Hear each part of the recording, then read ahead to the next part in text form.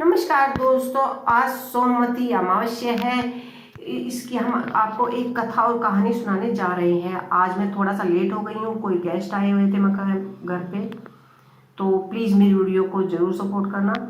एक दिन उस ब्राह्मणी के घर एक साधु महाराज जी पधारे। साधु उस कन्या के स्वभाव से अत्यधिक प्रसन्न हुए। कन्या की लंबी आयु का आशीर्वाद देते हुए साधु ने कहा कि इस कन्या के हाथ में विवाह योग रेखा नहीं है। तब ब्राह्मणी दंपति ने साधु से इसका उपाय पूछा। कन्या ऐसा क्यों करे, क्या करे कि इसके हाथ में विवाह योग बन जाए। साधु महाराज ने कुछ देर विचार करने के पश्चात अपनी अंतर्दृष्टि में ध्यान करके बताया कि कुछ ही दूरी पर एक गांव में सोने नाम का एक धोबिन महिला अपने बेटे और बहू के साथ रहती है, जो बहुत ही आचार विचार और संस्कार संपन्न तथा पति प्रयाण करने वाली है। यदि यह सुकन्या उस धोबन को की सेवा करे और वह महिला इसकी शादी में अपने मांग का सिंदूर लगा दे तथा उसके बाद इस कन्या का विवाह हो जाएगा, तो इस कन्या का वैधव्य योग मिट सकता है। साधु ने यह बात भी बताई कि वह महिला कहीं बाहर आती जाती नहीं है। यह बात सुनकर ब्राह्मणी ने अपने बेटे से धोबिन की सेवा करने के लिए प्रस्ताव रखा। अगर दिन से ही कन्या प्रातःकाल उठकर सोना धोबन के घर जाकर साफ सफाई अन्य सारे काम करने लगी और अपने घर वापस आ जाती। एक दिन सोना धोबन अपनी बहू से पूछती है कि तुम तो सुबह उठकर सारे काम कर लेती हो और पता नहीं चलता।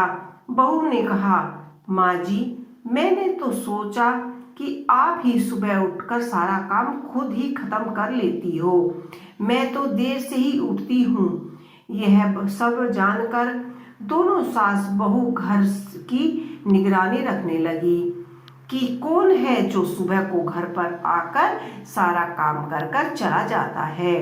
कई दिनों के बाद धोबन ने देखा कि कन्या मुंह ढक के अंधेरे में घर में आती है और सारा काम करने के बाद चली जाती है।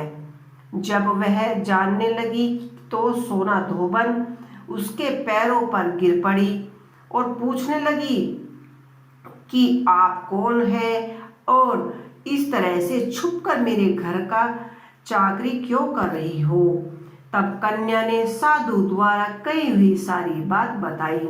सोना धोबन पति प्रयाण थी, अतः उसमें तेज था। वह तैयार हो गई और सोना धोबन के पति थोड़ा अस्वस्थ थे।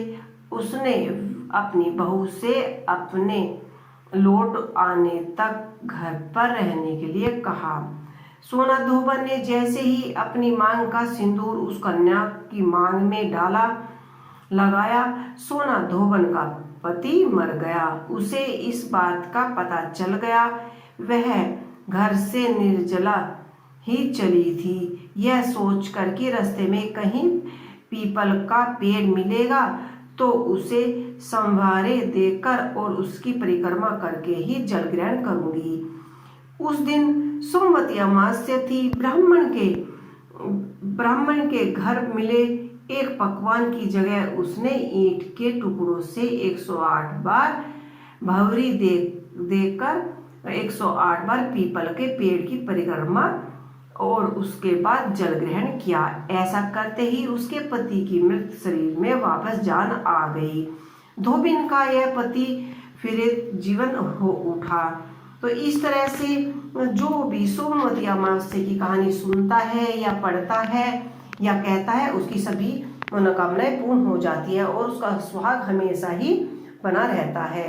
इसी के साथ ये कहानी समाप्त होती है। नमस्कार दोस्तों।